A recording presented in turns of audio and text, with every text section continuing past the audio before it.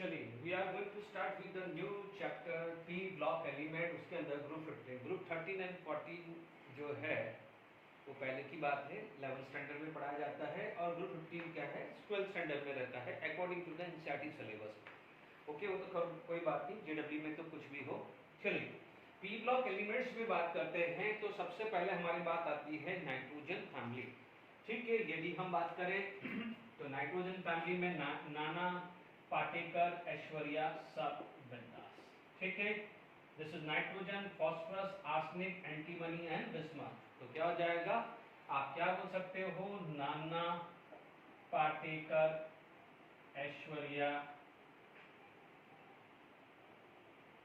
सब बिंदास। सब बिंदास है, नाना पाटेकर, ऐश्वर्या, सब बिंदास। तो means we can study about this. Generally क्या होता है कि कोई भी यदि पी ब्लॉक एलिमेंट या मोस्टली किसी में भी बात करें, जैसे फॉर एग्जांपल यदि आप एस ब्लॉक में देखेंगे तो मोस्टली आप पढ़ोगे सोडियम या पोटेशियम के कंपाउंड। ठीक है, यदि आप बात करते हैं अल्कलाइन अर्थ मेटल में तो मैग्नीशियम या कैल्शियम के कंपाउंड ज्यादातर आपको रीड करते हैं, है ना। तो सिमिलरली जो भी यहाँ पर भी है तो मोस्टली जो बात होती है, इनफैक्ट हम ये दो पे ही बात करते हैं। और 15, 16, 17, 18 ग्रुप के अंदर सबसे बड़ा ग्रुप होता है 15 ग्रुप। इसके ऊपर सबसे ज्यादा स्टडी की जाती है और सबसे ज्यादा क्वेश्चन इस प्रोफाइल में बने जाते हैं। ठीक है, आप प्रिपरेशन बोर्ड की कर रहे हैं, आप प्रिपरेशन जेडब्ल्यू मेंस या एडवांस या नीट की कर रहे हैं, एक चीज का ध्यान रखना, पी ब्लॉक में 99.99% एनसीईआरटी टेक्स्ट बुक से ही क्वेश्चंस बनते हैं। थोड़ा बहुत चेंजेस आ सकता है तो वो इंफॉर्मेशन से वो दे दी जाएगी, है ना। तो ध्यान रखना है, आपका टारगेट है देख ठीक है 99% तो चलो 1% का मैं चांस लेता हूँ, 99% तो आपके एनसीईआरटी से ही उठ के आते हैं।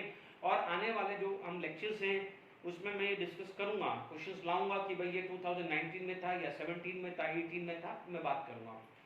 ठीक है, ध्यान दीजिएगा, यहाँ पर अकरेंस है, जहां पर इंफॉर्मेशन है पहले से ही मैं लिख दिया करूंगा, पढ़ाने वाला पार्ट है वो मैं एक्सप्लेन कर दूंगा।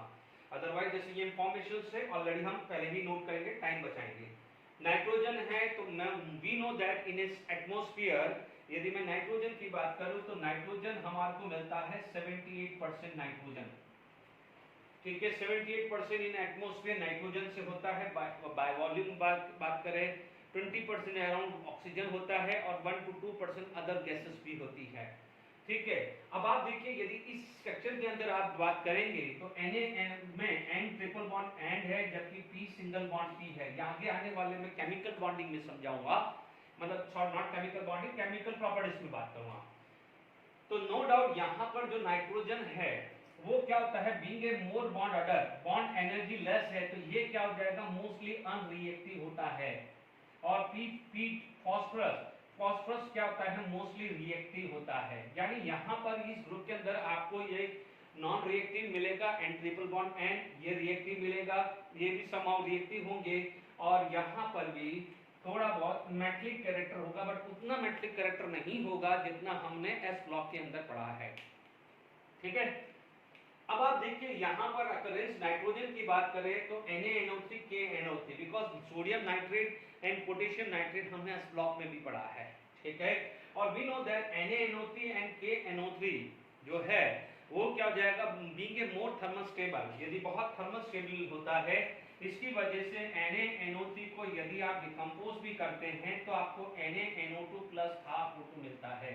यानी sodium nitrate on decompose will give sodium nitride, sodium nitrate on decomposition will give sodium nitride. ठीक है, जबकि लिथियम नाइट्रेट डिकम्पोजिशन होता है तो लिथियम ऑक्साइड प्लस दिस होता है। तो this is quite stable in nature. चलिए, nitrogen in the form of proteins and in plant. देखिए प्रोटीन जब आप पढ़ोगे बायोमोलिक्यूल, बायोमोलिक्यूल्स में आप पढ़ोगे प्रोटीन। ठीक है, प्रोटीन्स क्या हो जाएगा, this is the polymer of amino acid, alpha amino acid. यदि आप यहाँ पर बात कर रहे हैं, ठीक है, प्रोटीन्स की बात कर रहे हैं तो ये बात देखिए, प्रोटीन्स के अंदर जब आप पढ़ेंगे तो देखिए यहाँ पर हम बात करते हैं प्रोटीन, तो अल्फा अमीनो एसिड की बात करें तो this is the structure of CH2COH। ठीक है, ये भी आया, ये अल्फा, ये NH2, 1 2 3, इसे क्या बोलते हैं, अल्फा अमीनो एसिड। ठीक है, और इसी का जो पॉलीमर होता है जैसे मान लीजिए ये NH हुआ और ये CH-COO, ये हम आप पॉलीमर में पढ़ोगे, इसका मान लीजिए ये R है, R can be H also, इसका जो पॉलीमरिक फॉर्म है वो क्या हो जाएगा, प्रोटीन होगा। तो देखिए यहाँ पर नाइट्रोजन है, यानी इसका पॉलीमर जो आएगा this is considered as a protein. ठीक है, बीच में पॉलीपेप्टाइड भी होता है, बट वो सारी की सारी पॉलीपेप्टाइड कितना होता है, प्रोटीन्स का बोला जाता है, वो बायोमोलिक्यूल्स का पार्ट है, सॉरी पॉलीमर से बायोमोलिक्यूल्स का पार्ट है।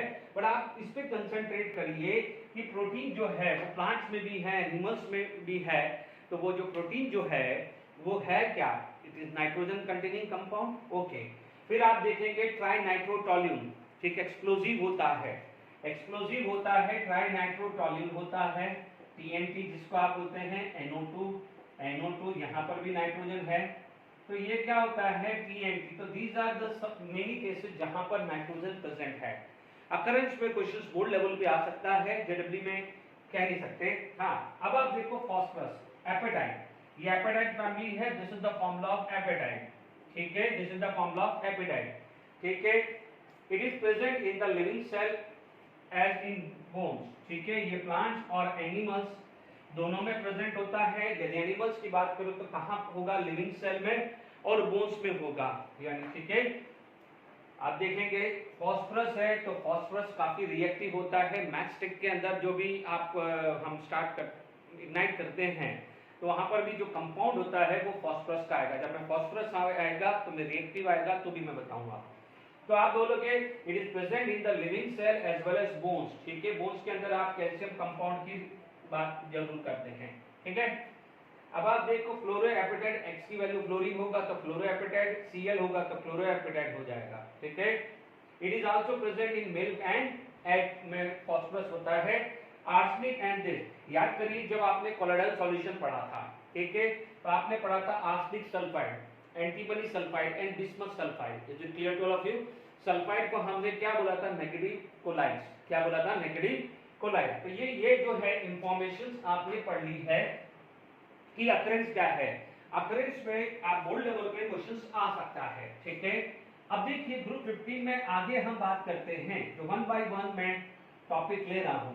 ठीक है, देखिए यहां पर मैं जो कंसीडर करूंगा, ठीक है, जब भी मैं टॉपिक बता रहा हूं, topic is according to the NCERT textbook, क्योंकि मैं पी ब्लॉक में, बाकी जो कोई भी चैप्टर होता है, ऑर्गेनिक होता है या कोई भी होता है, उसमें बहुत वास्ट चैप्टर है, बट पी ब्लॉक के अंदर स्ट्रिक्टली एनसीईआरटी के थ्रू चलेंगे। और एंड में जब जो एक्स्ट्रा इन्फॉर्मेशन दे रही है, जो ग्रुप खत्म होने वाला है उसमें एक्स्ट्रा इन्फॉर्मेशन दे रही है, तो वो ग्रुप खत्म होगा उसके बाद एक्स्ट्रा इन्फॉर्मेशन दूंगा। Is it clear? बीच में रूटीन नहीं तोड़ना है। हाँ, बीच में एक दो ऐसा लग गया है कि यहाँ पर दे सकते हैं, हम वो काम कर लेंगे। ठीक है, तो यहाँ पर हमारे पास क्या है, ग्रुप 15 के अंदर बात करें तो हमारे पास सबसे पहला आ जाएगा इलेक्ट्रॉनिक कॉन्फ़िगरेशन। बिल्कुल सिंपल है, इलेक्ट्रॉनिक कॉन्फ़िगरेशन की बात करें, ठीक है, सबसे पहला आ गया है। तो general electronic configuration of this group is NH2 NP, NH2 NP3 आता है, हाफ फील्ड होता है। Clear two of you? यदि मान लीजिए दूसरी मैं बात करूं आयनाइजेशन एनर्जी की, आयनाइजेशन एनर्जी की बात करूं तो नो डाउट आप, सॉरी आयनाइजेशन एनर्जी की पहले एटॉमिक रेडियल ले लेते हैं। ठीक है, पहले एटॉमिक रेडियल लेते हैं, फिर इसके बाद आयनाइजेशन एनर्जी लेते हैं। डन। सेकेंड आपका क्या आ जाता है, एटॉमिक रेडियाई या आयनिक रेडियाई, जो भी लेना है ले लीजिए। ठीक है, डाउन द ग्रुप जाने पे बात करें तो क्या होता है, number of cell is going to be increases. तो आप बोलोगे यहां पर रेडियाई का ऑर्डर आएगा, ठीक है, तो nitrogen, phosphorus, arsenic, antimony and bismuth. No doubt यहां तक जो ट्रेंड है वो क्या होता है, रेगुलर, बट यहां पर क्या होता है, स्लाइटली इंक्रीज होता है, स्लाइटली इंक्रीज होता है due to increase due to transition contraction and lanthanide contraction. इसकी वजह से ये स्लाइटली इंक्रीज होता है। Is it clear? ओके, तो आप नो डाउट फिर भी क्या है, डाउन द ग्रुप इंक्रीजेस से स्लाइटली इंक्रीजेस होता है। ठीक है, यदि आप यहां पर नेक्स्ट चीज बात करना चाहते हैं तो this is known as ionisation energy. देखिए आयनाइजेशन एनर्जी यदि ग्रुप के अंदर बात करें तो generally it depend upon z effective as well as atomic radii. तो आप डायरेक्टली निकाल सकते हैं आयनाइजेशन एनर्जी का ट्रेंड उल्टा हो जाएगा, ठीक है, उल्टा हो जाएगा। यदि मान लीजिए मैं बात करता हूं ग्रुप नंबर 14, ग्रुप 15, ग्रुप 16 की बात करूं तो this is NH2NP2, NH2NP3, this is NH2NP4, ठीक है। ये क्या है, हाफ फिल्ड है, दिस इज हाफ फिल्ड, ये क्या है, हाफ फिल्ड है। तो half filled is highly stable, इसीलिए यदि आयनाइजेशन एनर्जी की बात करते हैं, इन जनरल यदि आयनाइजेशन एनर्जी की बात करते हैं तो आप पढ़ लेंगे ग्रुप 14 का और ट्रेंड, सॉरी मैं उल्टा लिख रहा हूं, ग्रुप 14 तो यही रहने वाला है, ग्रुप 15 यहां आ जाएगा, यानी group 14 less than group 16 less than group 15। ये पढ़ा हुआ है आपने पी ब्लॉक पीरियोडिक टेबल में 11th स्टैंडर्ड, ठीक है। तो यहां तक क्लियर हो गया है, पी ब्लॉक के अंदर ये भी हो गया है। तो आयनाइजेशन एनर्जी का ट्रेंड आपके पास ये आ जाता है, तो क्लियर। अब देखिए यहां पर आपके पास बात करें मेटलिक कैरेक्टर की, आयनाइजेशन एनर्जी के बाद आप बात करें मेटलिक कैरेक्टर की, ठीक है, क्योंकि ionisation energy metallic character inter relevant होता है, क्लियर। तो देखिए यहां पर आपके पास बात करें मेटलिक कैरेक्टर, ये पूछा जाएगा, ये मेटलिक कैरेक्टर पे क्वेश्चन आएगा, ठीक है। आप नाइट्रोजन, फास्फोरस, ठीक है, आर्सेनिक, जनरली क्या होता है कई बार एंटीमनी को भी ले लेते हैं, ठीक है, एंटीमनी को भी ले लेते हैं। ध्यान रखना है these are the non metal, इसे नॉन मेटल आता है, दिस इज क्या होता है, मेटलॉइड होता है, and this is weak metallic character, metallic character तो है बट वीक मेटलिक कैरेक्टर है ना। तो आप इसको मेटल के अंदर डाल सकते हैं, ठीक है ना। डाउन द ग्रुप जाने पे क्या हुआ है, डाउन द ग्रुप जाने पे मेटलिक कैरेक्टर जो है वो क्या हुआ है, इंक्रीज हुआ है, क्योंकि जैसे जैसे नीचे जाओगे ionisation energy is going to be decreased, so the tendency to lose the electron is increases, ठीक है। तो ये मेटलिक कैरेक्टर भी आ गया है। अब आप देखो जब मेटलिक कैरेक्टर की बात आ रही है तो आप क्या बात कर सकते हो, इलेक्ट्रोनेगेटिविटी की भी बात कर सकते हो। और आपको पता है घर का फोन आप लोगों ने पढ़ा हुआ है, फ्लोरीन, ऑक्सीजन, नाइट्रोजन, जो चीज फटाफट से होगी, मान लीजिए आपके पास इलेक्ट्रोनेगेटिविटी आ गई है ना, जो भी नंबर लिख दीजिएगा, इलेक्ट्रोनेगेटिविटी की बात करें, ठीक है। इलेक्ट्रोनेगेटिविटी किसकी होगी, नाना पाटेकर, ऐश्वर्या, सब, बिंदा, ठीक है। मेटलिक कैरेक्टर का रिवर्स आप इलेक्ट्रोनेगेटिविटी कर सकते हैं, बट जनरली यहाँ पर इलेक्ट्रोनेगेटिविटी लगभग बराबर होती है। उसका रीजन क्या होता है, electronegativity directly proportional to z effective, और ये ट्रेंड में यहाँ पर जेड इफेक्टिव बढ़ रहा है because of intervening of 3d and 4f orbital. जैसे 3d एंटर करेगा तो पुअर शील्डिंग इफेक्ट, क्योंकि हम लोगों ने पढ़ा हुआ है शील्डिंग इफेक्ट पढ़ा हुआ है SPDF, तो इसका क्या होता है, पुअर शील्डिंग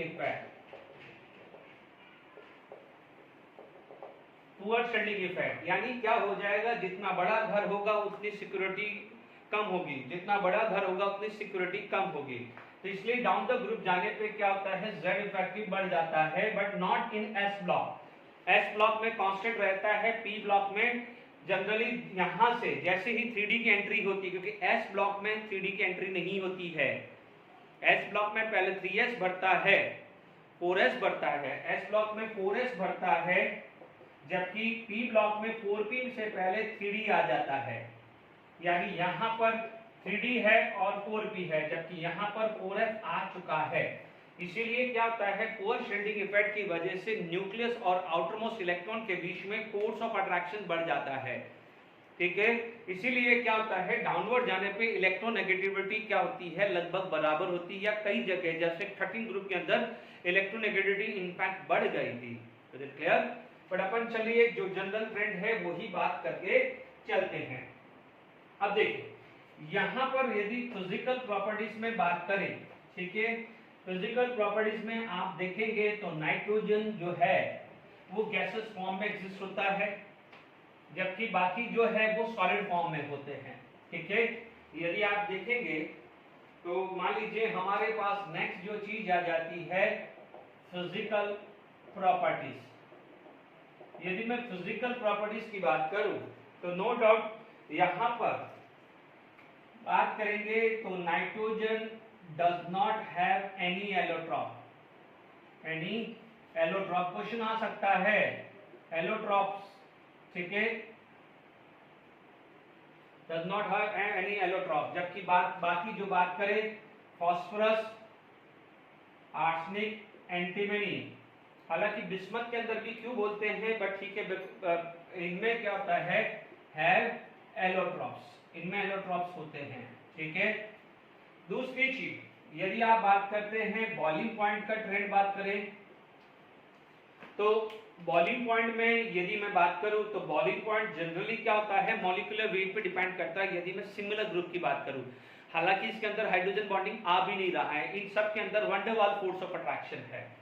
तो बॉइलिंग पॉइंट क्या है, directly proportional to atomic weight ले लें, क्योंकि अभी मॉलिक्यूलर या मॉलिक्यूलर वेट और मॉलिक्यूलर वेट, ठीक है, क्योंकि van der Waal force of attraction है ना बच्चों। तो जहां van der Waal force of attraction है, जैसे देख लीजिए N triple bond N, N triple bond N, P,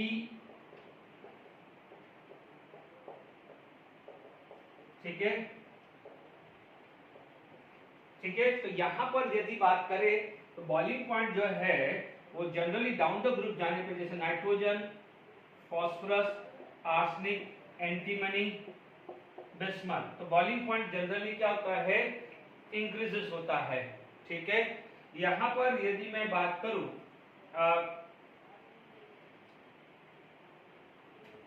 मान लीजिए यदि एग्जिस्टेंस की बात करूं, एग्जिस्टेंस की बात करूं या अकरेंस जो भी बात करूं या फॉर्म की बात करूं, तो आप क्या बोल सकते हैं कि जो नाइट्रोजन है, नाइट्रोजन जो है यानी जिसको आप बोलते हो N2, ये क्या होता है गैस, रिमेनिंग जो होते हैं वो क्या होते हैं सॉलिड होते हैं, रिमेनिंग क्या होते हैं सॉलिड। ठीक है, हम लोगों ने सॉलिड स्टेट में पढ़ा है, जैसे P4 है, P4 को आप क्या बोलते हैं मॉलिक्यूलर सॉलिड, ठीक है ना। जैसे मान लीजिए रिमेनिंग जो है वो क्या है सॉलिड, मान लीजिए P4 हुआ, AS4 हुआ, SB4 हुआ है, दीज आर द सॉलिड जिनको बोलते हैं मॉलिक्यूलर सॉलिड। जबकि बिस्मथ को आप क्या बोलते हो, Bi को बोलते हैं मेटेलिक सॉलिड, इसके अंदर मेटेलिक बॉन्ड होता है। हालांकि Sb के अंदर भी कई बार मेटेलिक बॉन्ड ही बोला जाता है। ठीक है, प्योरली P4 और AS है, it is because of molecular solid. आप Sb को भी इधर ही लिख दीजिए, ठीक है ना, Sb को भी इधर ही लिख दीजिए। ओके, Sb और बिस्मथ इनके अंदर मेटेलिक बॉन्ड होता है, जबकि इसमें मॉलिक्यूलर सॉलिड होता है। ठीक है, ये ध्यान रखिएगा। ओके, फिर भी मान लीजिए कहीं जगह कंट्रोवर्शियल क्वेश्चन आ जाए तो आप सबसे पहले बिस्मथ को टिक करेंगे कि बिस्मथ जो है Bi फॉर्म में एग्जिस्ट करता है और उसमें मेटेलिक बॉन्ड होता है। एंटीमनी में बहुत 50-50 वाला चीज आती है। अब मेल्टिंग पॉइंट की बात करें, ठीक है, तो मेल्टिंग पॉइंट में यदि मैं बात करूं तो जनरली क्या होता है मेल्टिंग पॉइंट, यदि मैं बात करूं मेल्टिंग पॉइंट में बात करूं तो क्या है नाइट्रोजन, ठीक है, टू आर्सेनिक इंक्रीजेस, जबकि फिर देन डिक्रीजेस। क्यों है डिक्रीजेस आ जाएगा, देन डिक्रीजेस। जनरली ये माना जाता है कि एंटीमनी और बिस्मथ के अंदर वीक मेटेलिक बॉन्ड होता है, इस वजह से इनका मेल्टिंग पॉइंट क्या हो जाता है डिक्रीज, क्योंकि मेल्टिंग पॉइंट डिपेंड करता है उसके स्ट्रक्चर पे, पैकिंग एफिशिएंसी पे डिपेंड करता है, ये ध्यान रखिएगा, है ना। ठीक है, तो नाइट्रोजन से आर्सेनिक तक क्या है इंक्रीजेस, नाइट्रोजन से आर्सेनिक तक इंक्रीजेस है, then decreases. Is it clear? तो यहां पर हमने बात कर ली है, ठीक है, तो यहां तक फिजिकल स्टेट भी क्लियर कर दिया हमने, ठीक है। ठीक है, ऑक्सीडेशन स्टेट अब स्टार्ट करते हैं। देखिए यहां पर, अब देखिए यहां पर वन बाय वन फटाफट से चलते हैं। यहां पर हमारे पास सबसे पहला पॉइंट बात करें, ठीक है। नाइट्रोजन, नाइट्रोजन का ऑक्सीडेशन स्टेट की बात करें तो ऑक्सीडेशन स्टेट ऑफ नाइट्रोजन वो आ जाता है -3 से +5 आ जाता है। -3 से +5 हुआ है। जैसे मान लीजिए एग्जांपल अमोनिया हुआ है, NH2 हुआ है, ठीक है। आप बात कर सकते हैं कुछ भी ये आ गया है तो हमारे पास यहाँ NH2OH ले लिया, N2 ले लिया, या ऑक्साइड में ले लो NO ले लीजिए, N2O3 ले लीजिए, N2O4 ले लीजिए, या NO2 ले लीजिए, है ना, या N2O5 ले लीजिए, ठीक है। यहाँ पर आप देखिएगा NO2 की जगह N2O4 भी ले सकते हैं। आप चेक कर लीजिए -3 -2 -1 0 +1 +2 +3 +4 एंड +5, ठीक है। Oxidation state of a nitrogen आ गया है। बट आप देख लेंगे इन जनरल यानी सबका कॉमन जो है जनरल ऑक्सीडेशन स्टेट होता है -3 +3 एंड +5, -3 एंड +5। यदि मान लीजिए मैं स्टेबिलिटी की बात करूं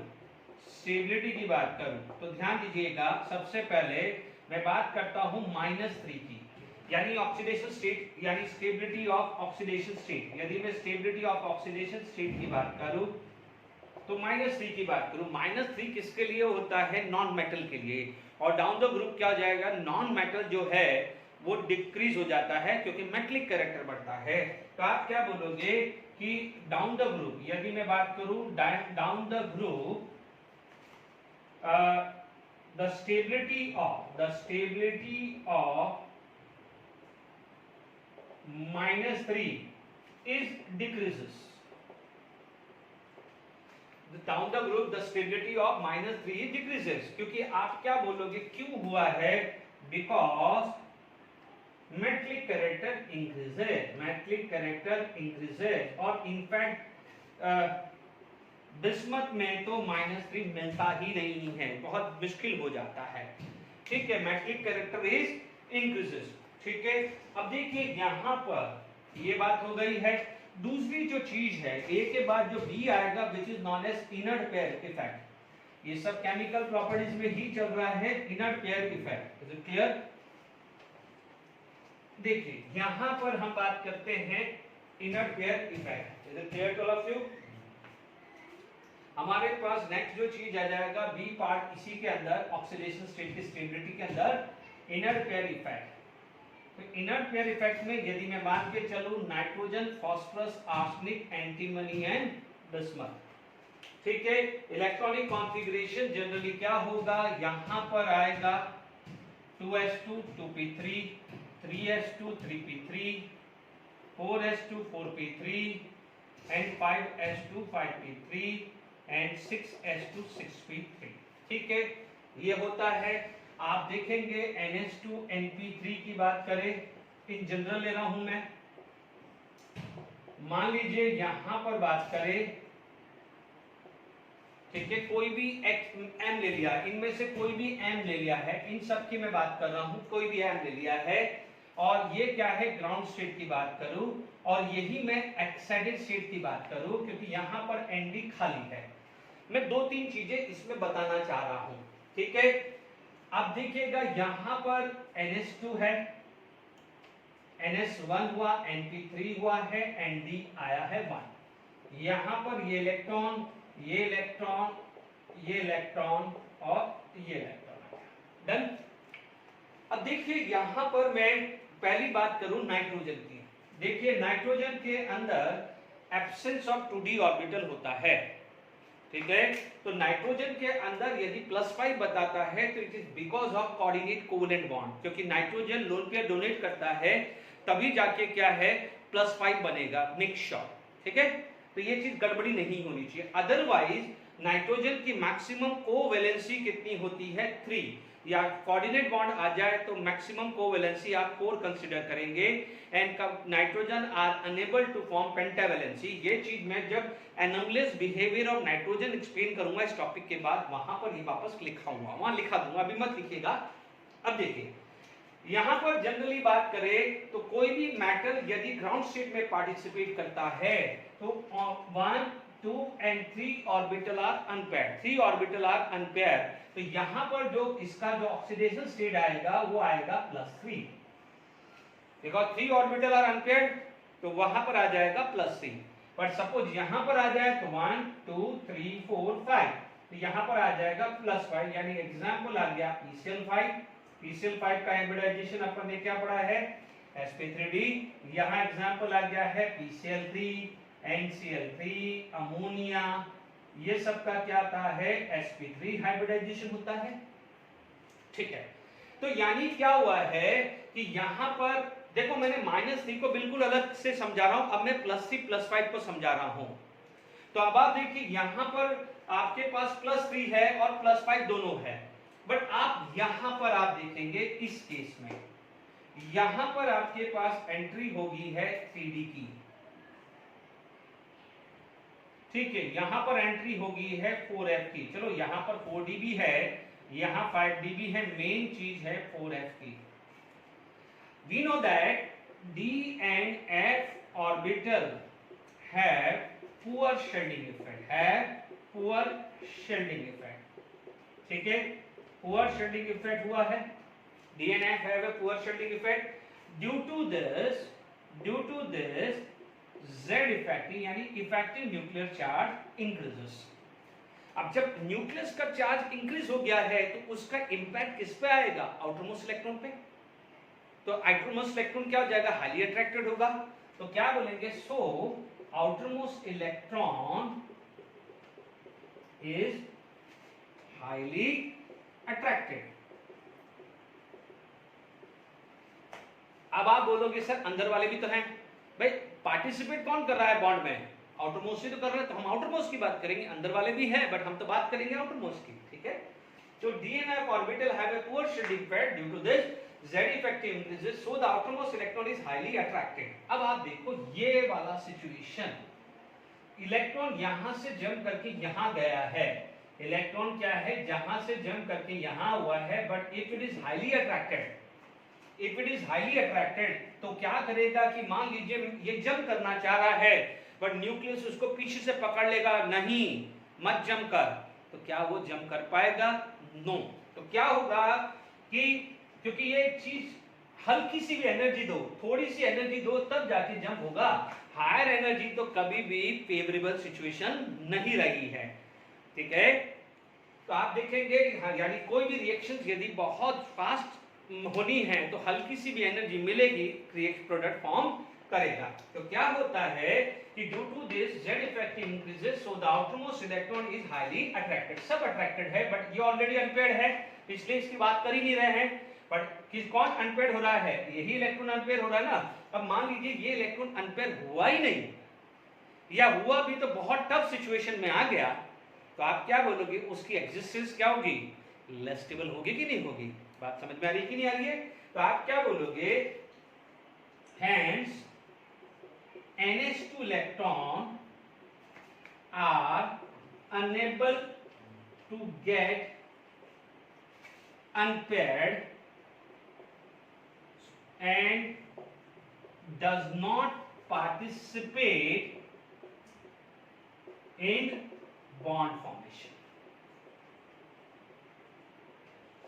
है ना।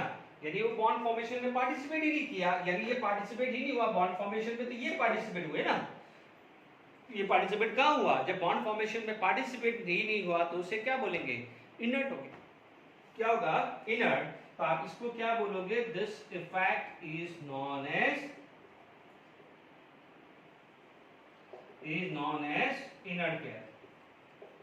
Inert pair effect. यहां तक समझ में आ गया इनर्ट पेयर इफेक्ट। तो अब आप देख लीजिए गड़बड़ी कहां शुरू हुई, यहां तक सब अच्छा चल रहा था, यहां सब अच्छा चल रहा था कि चलिए यहां पर +5 और +3 भी आ गया, यहां भी +3 +5 भी आ गया। ध्यान दीजिएगा ये +5 because of coordinate covalent bond है, गलती मत करिएगा। इसके अंदर +5 not because of covalent bond like PCl5 में पांचों के पांचों कोवेलेंट बॉन्ड है, नो। यहाँ पर कोऑर्डिनेट बॉन्ड है। जब हम structure of oxide of nitrogen पढ़ेंगे तो वहां पर मैं वापस एक्सप्लेन करूंगा +5 oxidation state. Is it clear. अब आप देखिए यहां पर क्या हो रहा है, ठीक है, ये +5 बन रहा है, सॉरी +5, सॉरी +3 अब क्या हो रहा है, +5 धीरे धीरे वीक हो रहा है, +5 थोड़ा डेंजर जोन में चला गया है, +5 यहाँ पर डेंजर जोन में चला गया है।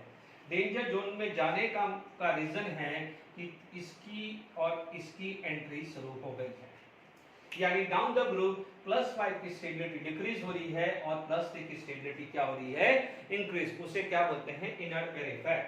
क्या बोलते हैं हम इसे, इनर्ट पेयर इफेक्ट। तो यहां तक आपको समझ में आ गया है, इनर्ट पेयर इफेक्ट का भी समझ में आ गया है, ठीक है। तो हमने क्या बात कर ली है कि इनर्ट पेयर इफेक्ट आ गया है, ठीक है। तो आप क्या बोलोगे, जैसे nitrogen, phosphorus, arsenic, antimony, bismuth, ठीक है। तो इसके अंदर यदि मैं बात करूं +3 की स्टेबिलिटी की, स्टेबिलिटी यदि मैं स्टेबिलिटी ऑफ +3 की बात करूं तो वो क्या हो जाएगी, इंक्रीज हो रही है। और यदि मैं स्टेबिलिटी ऑफ +5 की बात करूं तो क्या हो रही है, डिक्रीज हो रही है। इसका मतलब एक चीज का ध्यान रखना, बिस्मथ का +5 बहुत मुश्किल है, तो ये ध्यान रखना है, नोट करके लिख देना। यदि मैं बात करूं N+3, P+3, AS+3, SB+3, Bi+3, ठीक है। N+5, P+5, AS+5 and SB+5 and बिस्मथ+5, ठीक है। यही है ना ट्रेंड, यही वाले को मैं इधर लिख रहा हूं। अब आप देखेंगे ये स्टेबिलिटी ऑर्डर आया, यहां पर स्टेबिलिटी ऑर्डर आया है, यानी जनरली आपको +5 मिलना नहीं है, बिस्मथ का +5 मिलना नहीं है, ठीक है। बिस्मथ का +5 क्या है, मुश्किल से मिलेगा, ओके। तो जब +5 नहीं मिलेगा तो बिस्मथ का एक ही एग्जाम्पल होता है +5 का। तो आप जो नोट करके लिख दीजिएगा कि Bi+5 existence not exist except Bi5, ये ही एक +5 होता है, जबकि सब में यदि क्लोरीन भी होगा तो BiCl5, जैसे क्लोरीन हुआ तो BiCl5 तो नहीं बनेगा, यस BiCl3 बन सकता है, BiCl3 बन सकता है बट नॉट BiCl5। उसका सिर्फ या तो श्रेय फ्लोरीन को ले लो, क्योंकि fluorine is the most electronegative, वो जा सकता है। Is it clear to all of you?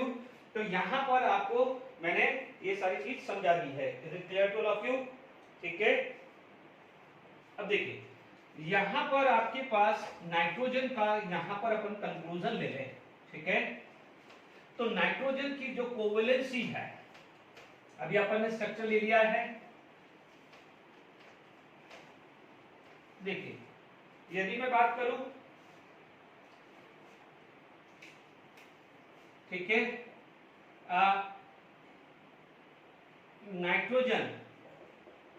Nitrogen की जो है मैक्सिमम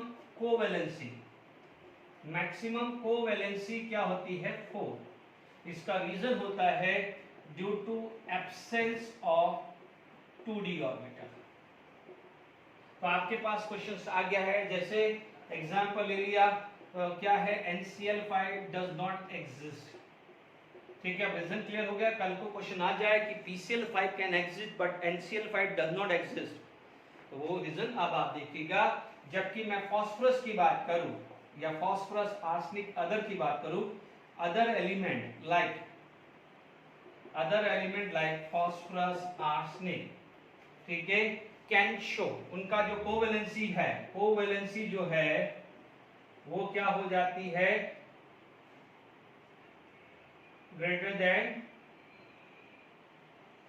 3 या 4 भी, मतलब क्या मतलब, कोवेलेंसी 3 से ज्यादा हो सकती है या 4 से भी ज्यादा हो सकती है। इसको थोड़ा सा ढंग से लिख लेते हैं, ठीक है। कैन शो मोर देन 4 कोवेलेंस है ना, मोर देन 4 लिख देते हैं, can show more than 4, more than covalency 4, जैसे एग्जांपल आ गया है PCl5 आ गया है, AsCl5 आ गया है, यानी 4 से ज्यादा होगा, क्योंकि यहां पर क्या है, due to presence of d orbital, due to presence of d orbital. अब देखिए क्या होता है, एक चीज और आती है, जैसे PCl5 plus Cl minus can form PCl6 minus, ठीक है। तो यहां पर क्या है, this is going to be a coordinate covalent bond, और कोऑर्डिनेशन नंबर यहां पर कितना आ गया है, 6। ध्यान दीजिएगा, जहां पर प्योरली कोवलेंट बॉन्ड है, प्योरली कोवलेंट बॉन्ड है, वहां कोवलेंसी होते हैं। ये कोवलेंट बॉन्ड है, प्योरली कोवलेंट बॉन्ड है, तो यहां पर जो है कोवलेंसी दोनों में क्या आई है, 5 आई है। बट जैसे ये क्या बन गया है, कॉम्प्लेक्स कंपाउंड, कॉम्प्लेक्स और कोऑर्डिनेट कंपाउंड, कोऑर्डिनेट कंपाउंड, तो वहां पर जो कोवलेंसी की जगह टर्मिनोलॉजी आती है कोऑर्डिनेशन नंबर। ध्यान रखना, किसी भी कॉम्प्लेक्स का कोऑर्डिनेशन नंबर 6 से ज्यादा नहीं होता है, मैक्सिमम 6 तक होता है, ठीक है। तो आप देखेंगे यहां पर एक एग्जांपल लिया है ये, और दूसरा एग्जांपल मैंने यहां लिया है, देख लीजिए। यहां पर आपके पास देखेंगे ये 3s1 3p3 था और 3d था, तो यहां पर 1 था फास्फोरस का ये खाली था, और अब आप देख लीजिए ये एक ही भरा था ना, PCl5 में तो sp3d था, PCl5 में क्या था, sp3d।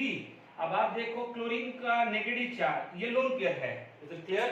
तो what it will do, it will make a coordinate covalent bond, it will make a coordinate covalent bond with this। इसका मतलब ये वाला हाइब्रिड ऑर्बिटल भी यूज हो गया है, तो PCl6 का हाइब्रिडाइजेशन कभी पूछ ले तो this is going to be sp3d2, is it clear?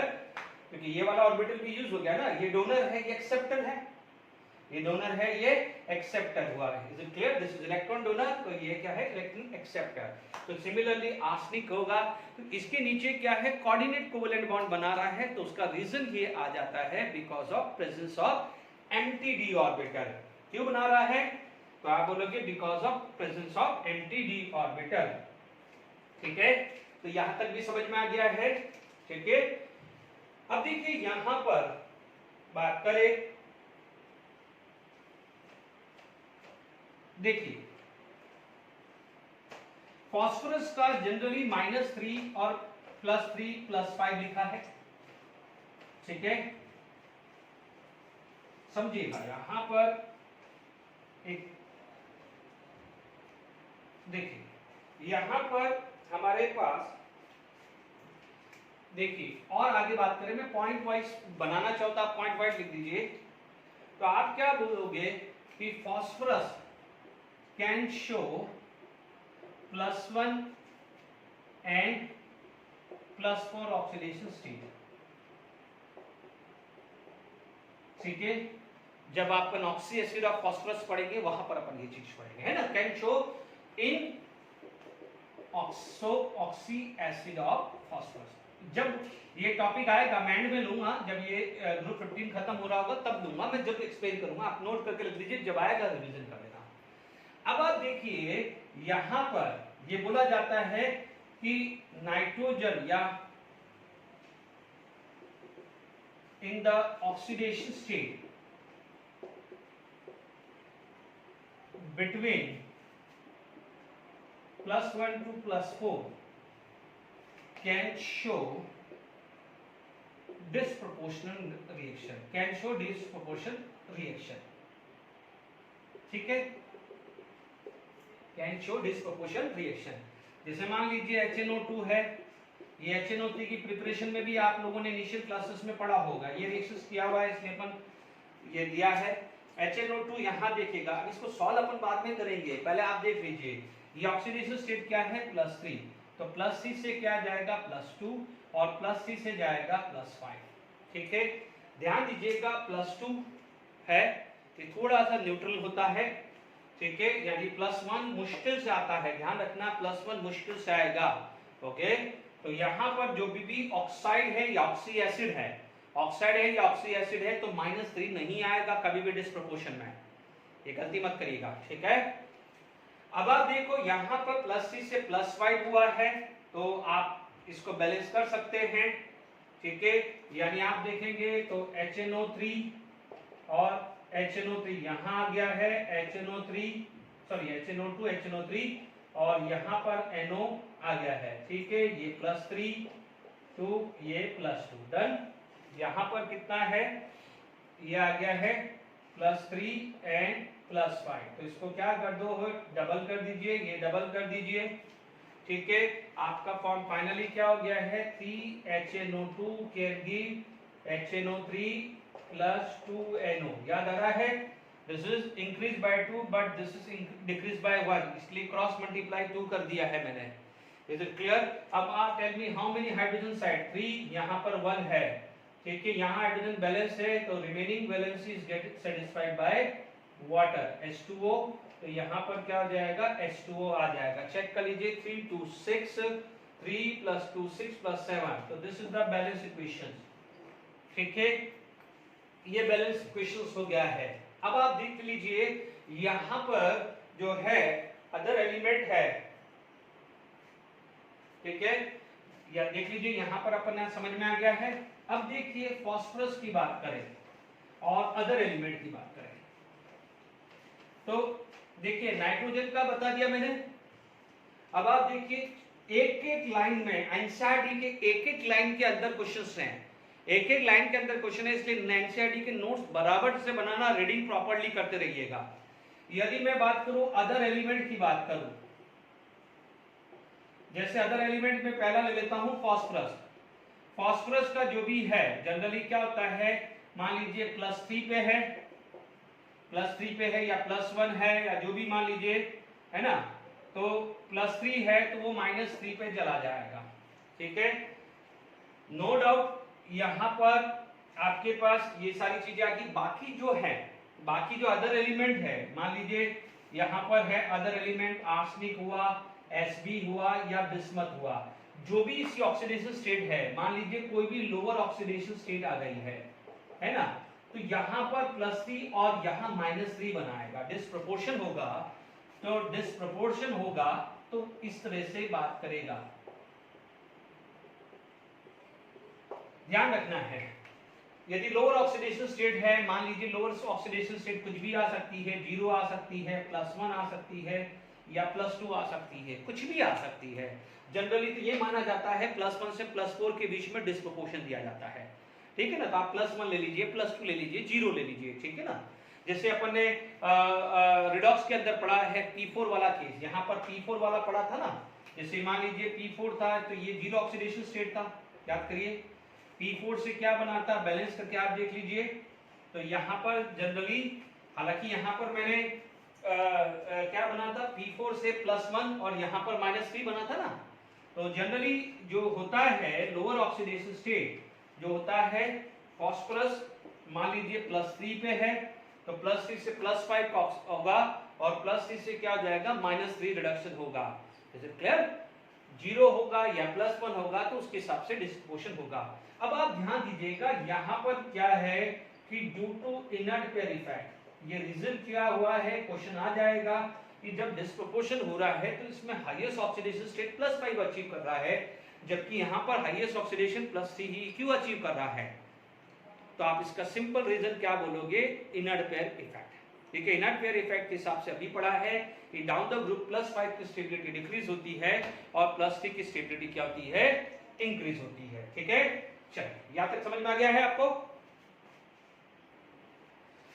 अनोमस properties of nitrogen, फटाफट से बात करते हैं। ये जनरली नाइट्रोजन की नहीं बातें, हम ऑक्सीजन की भी बात करेंगे। हमने बात करी थी कार्बन की, बात करी थी बोरोन की, बात करी थी बोरोन इन ग्रुप 13, या मैं स्टार्ट करता हूँ lithium, lithium in group 1, beryllium in group 2, boron in group 3, carbon in group 14, group 13 boron, group 14 में कार्बन, नाइट्रोजन ग्रुप 15 में, 16 ग्रुप में आपका क्या आ जाएगा, ऑक्सीजन, 17 में फ्लोरीन और हीलियम आ जाएगा ग्रुप 18 में। सबका एनोमलस बिहेवियर होता है। रीजन जो होता है कि why they can show the different behaviour, पहला क्या हो जाता है, smaller size, they have a very small size, ठीक है, इनका क्या हो जाता है, वेरी स्मॉल साइज हो जाती है। स्मॉल साइज की वजह से इनका जो आयनाइजेशन एनर्जी होता है वो हाई हो जाता है। स्मॉल साइज की वजह से आयनाइजेशन एनर्जी क्या होती है, हाई। और तीसरा पॉइंट हो जाता है high electronegativity, they have a high electronegativity, ठीक है। और फोर्थ जो है सबसे मेन हो जाता है non availability, non availability of d orbital, non availability of d orbital, availability of d orbital. क्योंकि देखिए जितने भी है boron family, boron, carbon, nitrogen, oxygen, fluorine, all belong to the second period. Second period में क्या हो जाएगा, 2d orbital नहीं होता है, यानी आप बोलोगे एब्सेंस ऑफ 2d ऑर्बिटल। अब इसकी वजह से क्या क्या इंपैक्ट आ रहा है, ठीक है। इंपैक्ट जो आ रहा है, सबसे पहला मान लीजिए यहां पर इंपैक्ट क्या आएगा, कैटिनेशन प्रॉपर्टीज पे, या मैं बोलूंगा कि नाइट्रोजन जो है वो डाई एटॉमिक है, बाकी सब क्या है, पॉली एटॉमिक।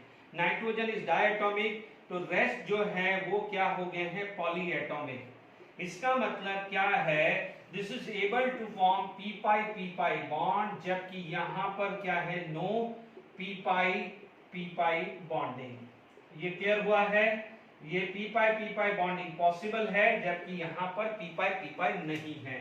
इसका एक सिंपल सा रीजन होता है। अब आप देखिए, इसलिए नाइट्रोजन क्या हो जाता है, नाइट्रोजन क्या होता है, गैस होता है, इसका reason, whereas other are solid. तो क्वेश्चंस बनेगा कि why nitrogen is solid, question आया why N2 is solid, why N2 is gas whereas P4 is solid. तो आप रीजन होगा कि nitrogen are able to form P pi bonding, इसीलिए वो डायटोमिक फॉर्म एग्जिस्ट करता है, जबकि वहां पर पी पाई बॉन्डिंग नहीं होता है, इसलिए वो क्या करता है, only sigma bond is going to be form. इसीलिए नाइट्रोजन में क्या होता है, N triple bond, and phosphorus में जबकि ट्रिपल बॉन्ड नहीं बन पाता है, इसलिए आएगा।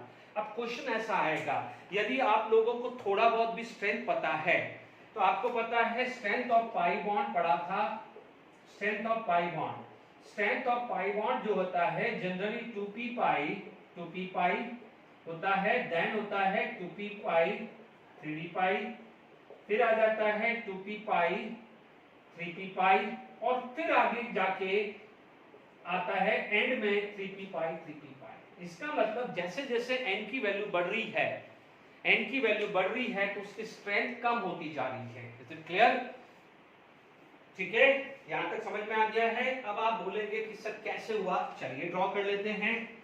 यहां पर आप प्लीज इस चीज को समझ लीजिएगा, डन। अब देखिएगा यहां पर आपके पास मान लीजिए नाइट्रोजन का यहां पर सिग्मा बॉन्ड बन गया, चलो मैं सिग्मा बॉन्ड बना रहा हूं, और फास्फोरस का सिग्मा बॉन्ड, फर्क आएगा, है ना। यहां पर क्या हो जाएगा, ये जो ऑर्बिटल है this is 2p, this is 2p, ये ऑर्बिटल क्या है 2p, ये 2p, जबकि ये है 3p, ये है 3p एंड 3p। अब आप देखो बॉन्ड लेंथ क्या है, गैप क्या है, डिस्टेंस ज्यादा है, और यहां पर साइड ओवरलैपिंग पॉसिबल है, इसलिए 2p पाई बन जाएगा। बट द बॉन्ड लेंथ है, यानी क्योंकि 3p का जो डिस्टेंस है न्यूक्लियस का वो ज्यादा है, तो बॉन्ड लेंथ ज्यादा है, तो यहां पर क्या हो जाएगा, unable to form 3p pi 3p pi. जब 3p पाई नहीं बन रहा है, तो उसके नीचे आर्सेनिक 4p पाई 5p पाई, तो कैसे बनेगा, is it clear to all of you. तो आप क्या बोलोगे, nitrogen are able to form p pi bonding, whereas rest polyatomic are unable to form p pi bonding. Is it clear. देखिए NCERT ये line लिख के खत्म कर देती है, बट हमें तो पूरा समझाना पड़ेगा ना आई बास में। तो क्वेश्चन आ जाएगा कि why nitrogen is gas, P4 या आर्सेनिक, एंटीमनी। देखो बिस्मथ तो मेटलिक बॉन्ड की वजह से है, तो अब आप देख लीजिए ये चीज आ गई है, इसलिए यहां पर N ट्रिपल बॉन्ड N मिलेगा और P ट्रिपल बॉन्ड P नहीं मिलेगा, ठीक है। तो यहां तक क्लियर हो गया है। अब देखिए यहां पर ये चीज जब क्लियर हो गया है, तो अब आप देखेंगे नाइट्रोजन, इससे फर्क क्या पड़ा, इससे ये फर्क पड़ गया कि नाइट्रोजन ने p पाई बॉन्ड बना दिया।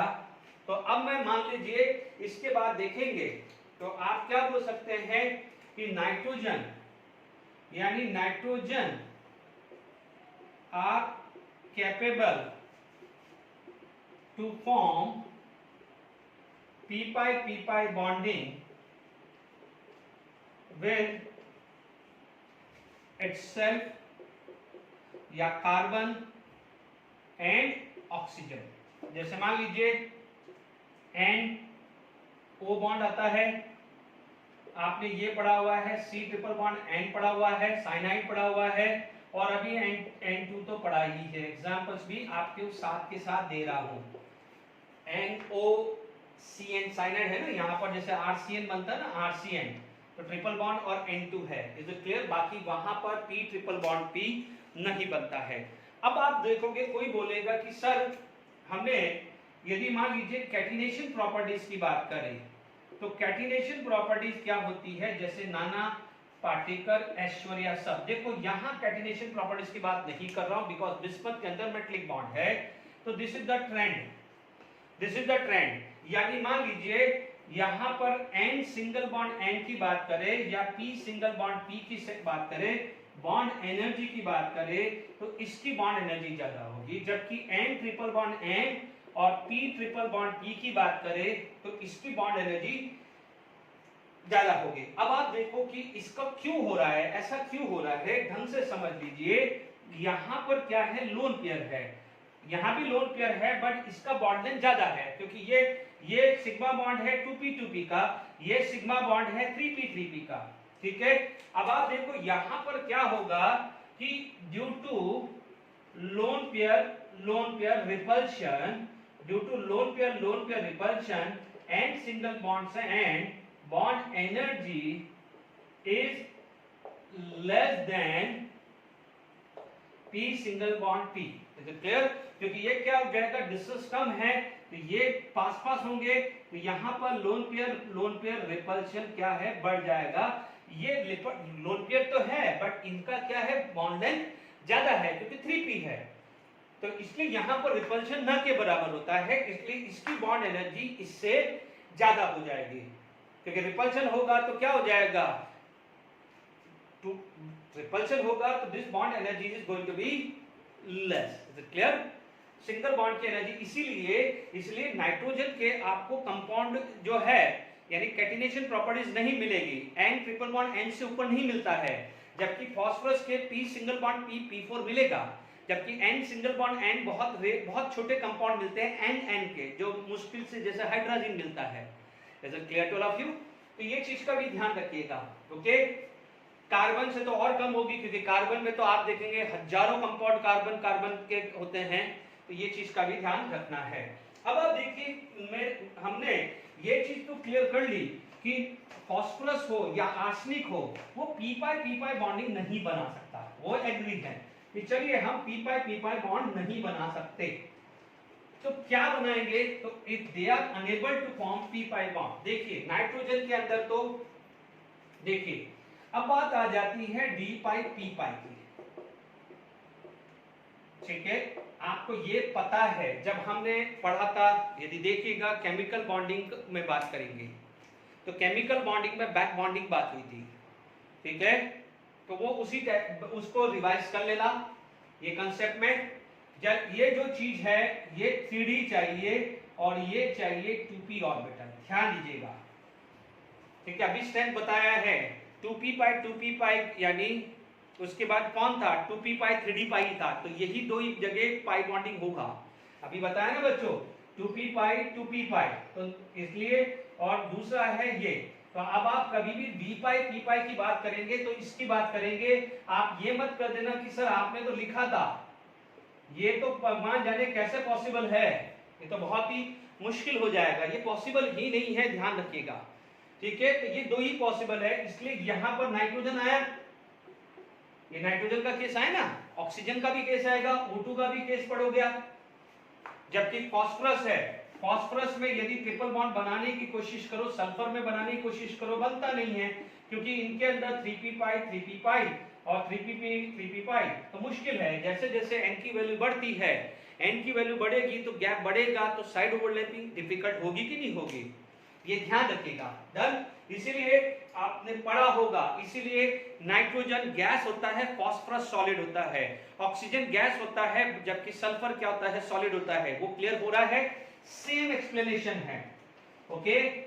अब आप देखिए यहां पर हम बात करें इसकी, तो अब आप देखिए बहुत सारे फास्फोरस के आर्सेनिक के कंपाउंड मिल जाएंगे, जैसे for P double bond O है मान लीजिए, या C double P double bond CH2, ठीक है, मान लीजिए ये अल्काइल ग्रुप ले लिया, ये भी कुछ अल्काइल ग्रुप ले लिया है, तो यहाँ पर क्या है, ये इसका 3d ऑर्बिटल है, इसका p ऑर्बिटल है, तो ये क्या बना है 2p पाई दे, ये क्या है 3d पाई है, और ये क्या है 2p पाई बॉन्डिंग, क्लियर, क्योंकि कार्बन का 2p होगा तो इसका 3d होगा, इसका 2p होगा इसका 3d होगा, ठीक है, ये एग्जांपल क्लियर होगा। अब आप देखो यहां पर दूसरा क्या जाएगा, it can form d pi p pi with transition metal to, ठीक है, तो वहां पर ट्रांजिशन मेटल आएगा, बट ट्रांजिशन का एम्प्टी होगा इनका, जैसे आपने ये पढ़ा है PC2H5 थ्राइस, तो यहाँ लोन पेयर आ गया है, और आर्सेनिक हुआ है मान लीजिए C6H5 थ्राइस, इसका लोन पेयर है, बट यहाँ पर ये क्या हो जाएगा, इलेक्ट्रॉन डोनर की तरह एक्ट करते हैं, और इलेक्ट्रॉन डोनर को क्या बोला जाता है, लिगेंड्स। जब आप कॉम्प्लेक्स पढ़ोगे chapter number 9 12th standard NCERT book के हिसाब से कोऑर्डिनेशन कंपाउंड, वहां पर ये यूज होगा, तो आपके पास DP5 में एक कैटेगरी ये आ गई है और दूसरी कैटेगरी ये आ गई है, यानी फास्फोरस विद ऑक्सीजन कार्बन के साथ बना सकता है, ठीक है, as well as it can form D5P with transition metal also. हालांकि यहाँ पर ये 3p लोन पेयर है, ये 4p लोन पेयर है, वो बन सकता है, बट उसकी स्ट्रेंथ जो भी है बात की बात करेंगे, ठीक है, तो ये फॉर्म आएगा, बट यहाँ पर वो क्या है, इलेक्ट्रॉन डोनर की तरह एक्ट कर रहा है। Is it clear to all of you? बात समझ में आ गई कि नहीं आगी? ठीक है, तो हमने यहाँ पर बात करी है, ठीक है। देखिए होता क्या है बच्चों, दो चीज होती है, आप भी जब कोऑर्डिनेट बॉन्ड पढ़ेंगे, जैसे आप बोलोगे कि सर ये चीज है, तो ध्यान दीजिए कि यहाँ पर जो कोऑर्डिनेट बॉन्ड बन रहा है, ये बहुत इंटरेस्टिंग चीज है, ये मैं वहां पर भी लूंगा। यहाँ पर जो कोऑर्डिनेट बॉन्ड बन रहा है वो बन रहा है सिग्मा वाला है, कोऑर्डिनेट बॉन्ड बन रहा है वो क्या बन रहा है, सिग्मा बॉन्ड वाला बन रहा है, जबकि यहाँ पर यदि दोनों भी बन सकते हैं, सिग्मा भी बन सकता है एज वेल एज पाई। जो पाई बनता है उसे बैक बॉन्डिंग बोलते हैं, और जो एक्चुअल बनता है वो सिग्मा होता है। जैसे फॉर एग्जांपल, जैसे आप देखेंगे ये एक थोड़ा सा ट्रैक से अलग है, मान लीजिए आप लोगों ने पढ़ा था 11th स्टैंडर्ड में, ये आया है, ठीक है, और एक अभी अमोनिया का स्ट्रक्चर आप पढ़ते हैं, this is the structure, ammonia है, H+ आयन है, इसका एंटी ऑर्बिटल, तो यहां पर भी कोऑर्डिनेट बॉन्ड बन रहा है, ठीक है, और यहां भी बन रहा है, तो इसे क्या बोलते हैं, pi coordinate bond, pi coordinate bond, ठीक है, और इसको यानी बैक बॉन्डिंग, जिसको अपन क्या बोलते हैं, बैक बॉन्डिंग, और इसे क्या बोलते हैं, सिग्मा कोऑर्डिनेट बॉन्ड। थोड़ा सा ये फर्क आ जाता है, ठीक है, तो अपन ने numbers properties of nitrogen clear कर दिया है। Is it clear to all of you? Okay,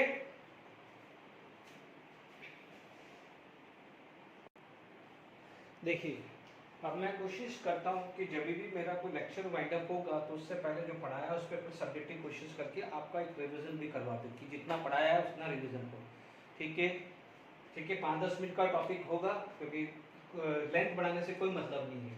what is the formula, तो डायरेक्टली है, इसलिए मैंने इसमें लिख दिया। देखिए यहाँ पर आंसर देखिए, why nitrogen can exist in diatomic form, तो आप क्या बोलोगे, can form p pi bonding, इस है ना। अब क्यों बना सकता है, due to smaller size of nitrogen, nitrogen की स्मॉलर साइज हो जाता है, so effective overlapping possible.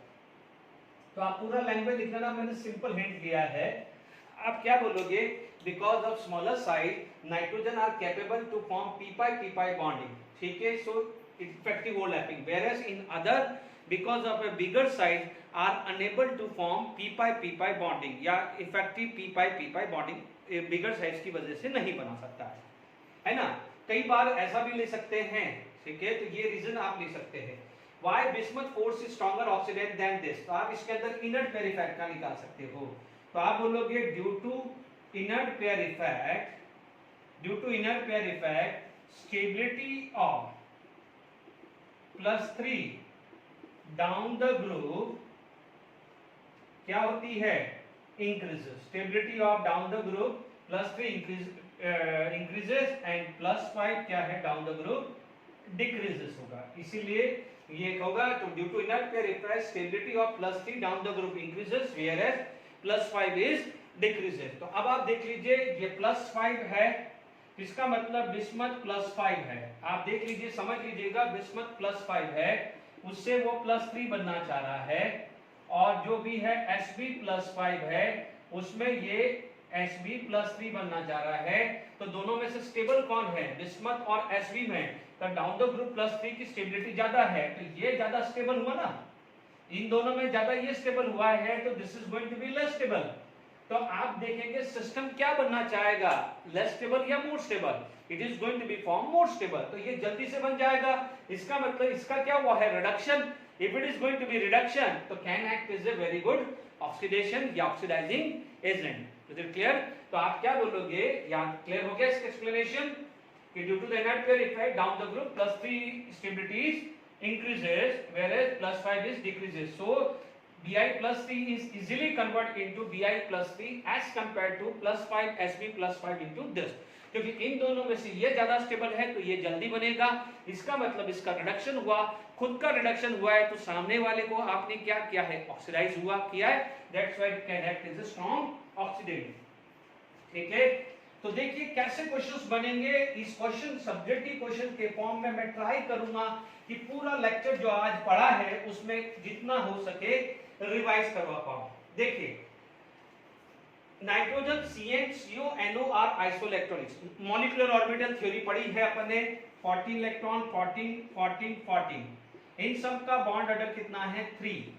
Bond order 3 है, but N2 inert but other are highly reactive. तो अब आप देख लीजिए ये तीनों के तीनों क्या है? Polar. These are the polar and this is non-polar. और हमने पढ़ा हुआ है फोर्स ऑफ अट्रैक्शन. यदि आप बात करें तो क्या है? Polar is more reactive. Polar is more reactive than non polar. तो बस इतना रीजन लिख देना, रिएक्टिव देन नॉन पोलर. इससे ज्यादा कुछ मत लिखना. ठीक है. आपको पता है यहाँ पर माइनस चार्ज है, यहाँ प्लस चार्ज है, और इन दोनों की इलेक्ट्रोनेगेटिविटी डिफरेंस है. This is purely non polar, all are polar. बस इतना ही लिख देना. These are the polar, this is non-polar, so it is more reactive, this is less reactive. बात खत्म. अब देखिए यहाँ पर नेक्स्ट क्वेश्चन आ जाता है. ठीक है, सबका बराबर से रीजन लिखते रहिएगा, अच्छे से लिख दीजिए. मैं आपको हल्का सा एक्सप्लेन कर रहा हूँ. Why I3PO can exist not this. तो आप बोलोगे ये बन रहा है यानी फिफ्थ वैलेंसी. ये बनने का मतलब कोवैलेंसी कहां तक है? 4 तक है. कोवैलेंसी जो है नाइट्रोजन की कितनी होती है? 4 है ना. Maximum covalency 4 due to absence of d orbital. D orbital के एब्सेंस की वजह से नाइट्रोजन की कोवैलेंसी क्या पड़ी थी? 4. इसीलिए ये बन नहीं सकता, जबकि फास्फोरस हो या आर्सेनिक हो वो 4 से ज्यादा बना सकता है. यहां पर क्या था? Presence of d orbital. इसके कारण ये तो एग्जिस्ट करेगा, ये एग्जिस्ट नहीं करेगा. बिल्कुल समझ में आ गया है. Why nitrogen show the less catenation than phosphorus. Just अभी समझाया था, लीजिएगा.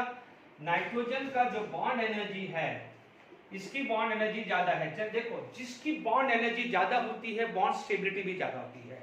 बॉन्ड एनर्जी ज्यादा है तो बॉन्ड स्टेबिलिटी भी क्या होती है? ज्यादा, है ना. अब आप देखो इसका रीजन क्या था कि इसके अंदर लोन पेयर रिपल्शन ज्यादा था. इधर क्या था? लोन पेयर रिपल्शन जो था वो हायर था. इसलिए nitrogen n single bond n, not n triple bond n. हम बात कर रहे हैं कैटिनेशन प्रॉपर्टीज में n सिंगल बॉन्ड n ही बात होती है. तो n सिंगल बॉन्ड n की एनर्जी लेस होती है क्योंकि यहाँ पर लोन पेयर रिपल्शन ज्यादा होता है. इसलिए आपको फास्फोरस के एलोट्रॉप्स मिलेंगे, आर्सेनिक के एलोट्रॉप्स मिलेंगे क्योंकि कैटिनेशन प्रॉपर्टी ज्यादा है. बट नाइट्रोजन के एलोट्रॉप्स नहीं मिलते हैं वो सिर्फ एन ट्रिपल बॉन्ड एन में ही एग्जिस्ट करता है, इसलिए वो एलोट्रॉप्स नहीं होता है। क्लियर हुआ? जो मैंने भी फर्स्ट क्वेश्चन दिया था, जैसे ये लिया ना नाइट्रोजन, तो यहाँ पर ये क्वेश्चन भी आ सकता है कि why nitrogen can exist in gases form where other can exist in solid form. तो आप बोल सकते हैं due to the possibility of formation of p pi bonding and triple bond and bond energy is very high, that's why it exist in N triple bond N है, उसकी bond energy highest हुई, stability ज्यादा हुई, दैट्स why it exist इन diatomic फॉर्म। ठीक है, being a non polar inert in nature, इसलिए वहां पर intermolecular force of attraction absent हो जाता है, इसलिए वो गैसेस फेज में एग्जिस्ट करता है। भले चाहो तो इसके बाद ये क्वेश्चंस भी लिख दीजिएगा, ये 6 से 7 लिख दीजिएगा, why nitrogen can exist in gases form whereas phosphorus can exist in solid form. तो ये जो रीजन मैंने लिखा है वो भी आप लिख सकते हैं कि being a p pi bond formation, nitrogen exists in diatomic whereas other can exist in polyatomic form. So nitrogen can have a triple bond, bond energy is higher, bond stability higher. Being a non-polar in nature, it is inert in nature. That's why absence of intermolecular force of attraction between nitrogen molecule, hence it exists in solid, exists in gaseous form. तो ये लिख दीजिएगा, ठीक है। अच्छे से I hope enjoy करके आपने इस लेक्चर को बताया है, अदरवाइज इतना डिस्क्रिप्टिव फॉर्म में नहीं पढ़ा है तो ये चैप्टर बिल्कुल वो लग जाएगा, बोरियत लग जाएगा। तो मैं आपको एडवाइस करता हूँ कि डेली जब भी हो रिवाइज जरूर करिए और एनसीईआरटी बुक को साथ में रखिए। मेरा टारगेट ई ब्लॉक के अंदर मैं एनसीईआरटी बुक को बहुत फोकस करके ही पढ़ा रहा हूँ, एनसीईआरटी से ऊपर कुछ नहीं आएगा। मैं प्रीवियस ईयर का क्वेश्चन लेके आऊंगा, पहले सब पढ़ा दूंगा, फिर प्रीवियस ईयर का क्वेश्चन लेके आऊंगा, फिर पूछूंगा कि आपका यहाँ पर है कि नहीं। Till then enjoy, thank you very much.